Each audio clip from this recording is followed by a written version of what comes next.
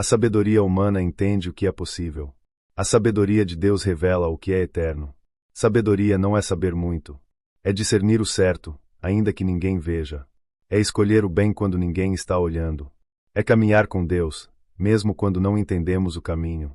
Nesta quaresma, peça sabedoria. Para decidir. Para esperar. Para falar.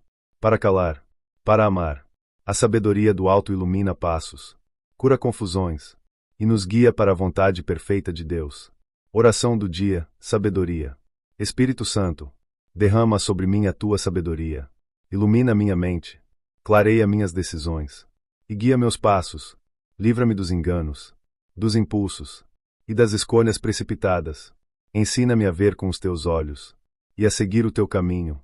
Se você busca a sabedoria do Espírito Santo, escreva "Vem, sabedoria de Deus" e compartilhe esta mensagem com alguém que precisa de luz. Amém.